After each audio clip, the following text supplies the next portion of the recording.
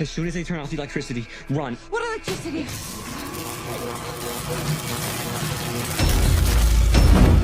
Now!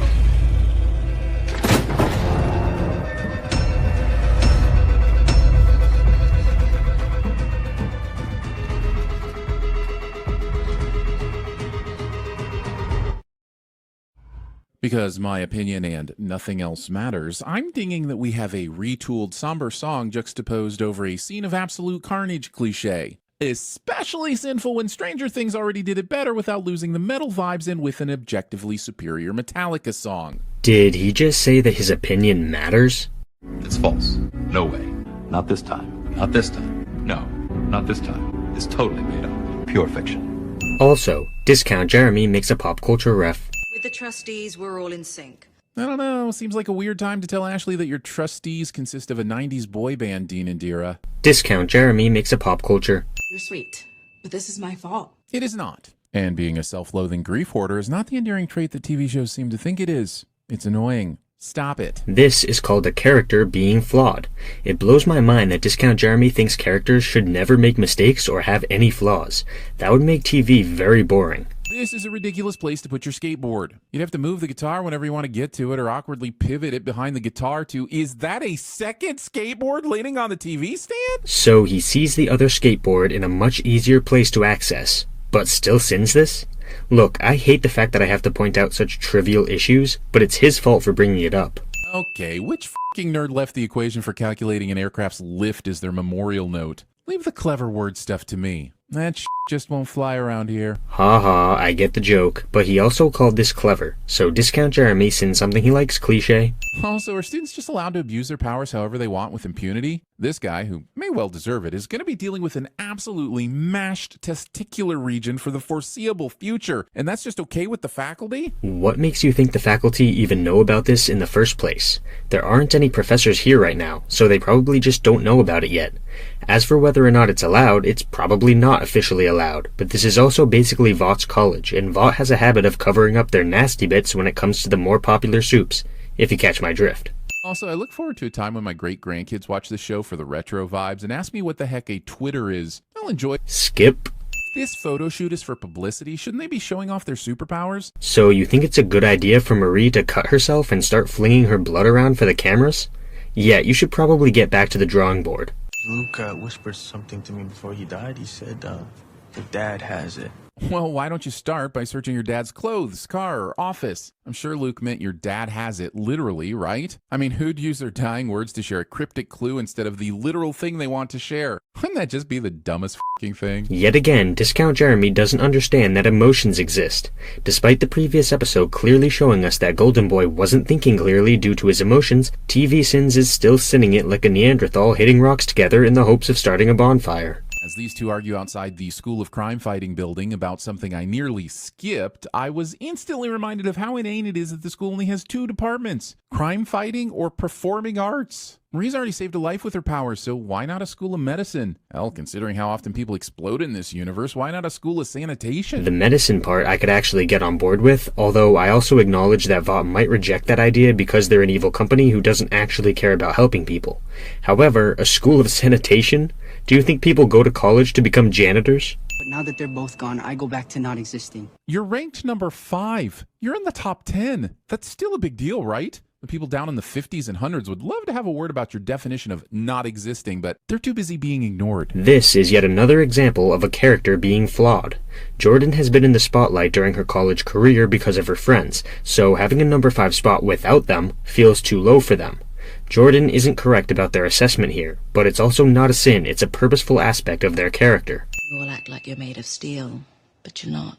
No one is. I mean, other than Ironcast, right? Who is literally made out of steel and is someone she should know about. Discount Jeremy takes this line at face value. See, this is why passive-aggressive signage doesn't work. All the kids clearly assumed peeking was forbidden, but offensive graffiti was A-okay. What's the sin here?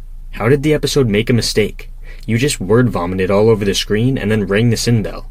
Where is all Luke's stuff? They cleared it out. Who? If I know. So your contribution to this conversation was to simply state the f***ing obvious then? Yes. Smells like bleach in here. Why would they do that?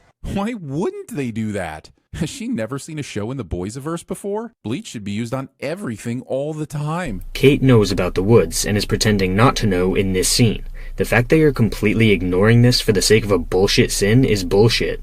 Security cameras melted. Expecting me to believe that any institution even vaguely Vought adjacent wouldn't immediately be replacing damaged security cameras the second they went down. And this sin shows just how little attention you've been paying to this show and the boys.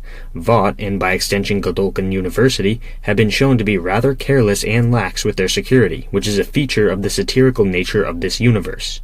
Your dad has it.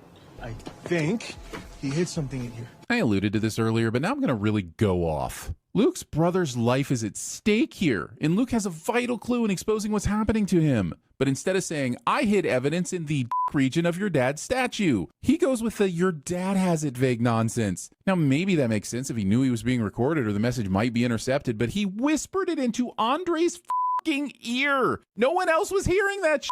And if you have to make it code, make it a code that you know he can crack. It is a total fluke that Andre figured this out at all. I've already explained why this isn't a sin, so discount Jeremy double dips cliche. Underneath that scumbag candy shell, there's a fucking hero. Is that the thesis statement of this entire show? Fill it with unlikable characters that we'll eventually get a taste for. But am I going to wait for that scumbag shell to melt before casting judgment? That's the real... No, I'm not. Your personal idiocy is not a sin of the episode. Actually, Haley, someone else was there too. Jordan Lee. I'm not saying that the makeup people are definitely the kind of people to use this information against Marie, but I am saying that she shouldn't be such a big blabbermouth in a public space. Marie has never been in any kind of public space like this before. She's led an extremely sheltered life up to this point. It makes total sense that she would do something like this. That fake-ass laugh. Also, this right here is exactly why we need the aforementioned School of Sanitation. Discount Jeremy double dips cliche.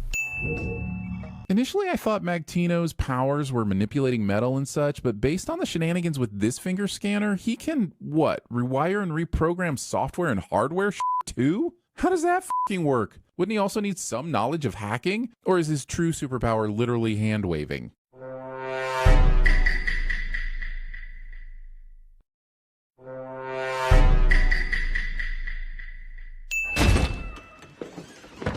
Rather than magnetic manipulation, I'm willing to bet it's the superpower of creative editing, which allows Andre to not get caught here. Or he simply hid when he heard the doors being kicked open? I thought that was obvious. So while we're on the topic of lax security, Andre sure is lucky that there isn't a single camera in and around Brink's office, isn't he? Yet again, the boys' universe is satirical, so the villains having terrible security is a purposeful feature of the universe.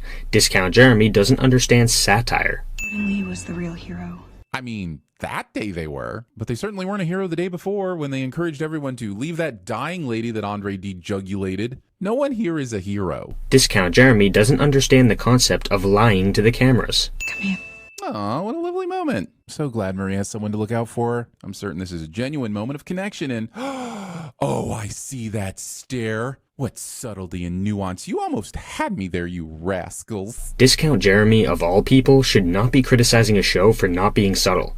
Seriously, this, coming from the guy who doesn't understand children's shows? What's going on? Can I help you? Look, from a story standpoint, this janitor side helps show that these dudes are bad dudes and they're not to be f***ed with. But from a common sense standpoint, this is dumb as hell. How is the janitor not on the payroll? How lazy is that? And how are you going to spin Ron's brutal death to his family, Vought? Oh yeah, sorry about Ron. There was an insane workplace accident with a really sharp mop that slit his throat execution style. This whole outfit is amateur hour. And who's going to clean up the blood? Not the fucking janitor, that's who.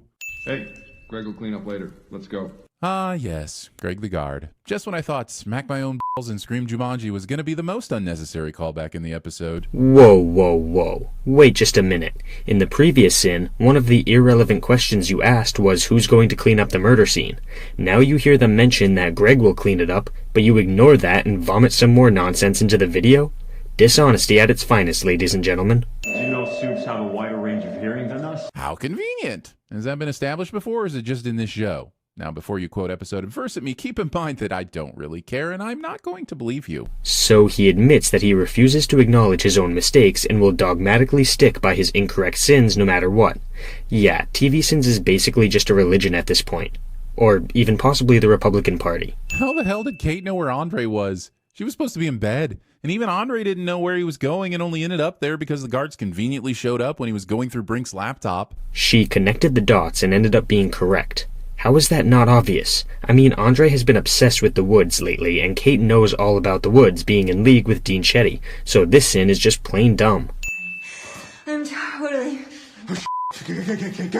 Oh hey, you know what would really ratchet up the tension here? A cliffhanging seizure from an unlikable character. And even if I did like her, cliffhangers lose some of their gravity when you drop the first 3 episodes all at once and all I have to do is press skip credits to get a resolution. Bring back weekly appointment TV, you cowards! You know what?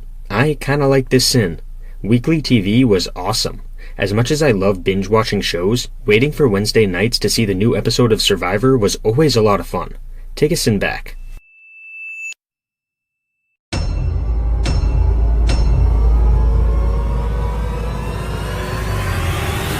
Tree? I am no tree.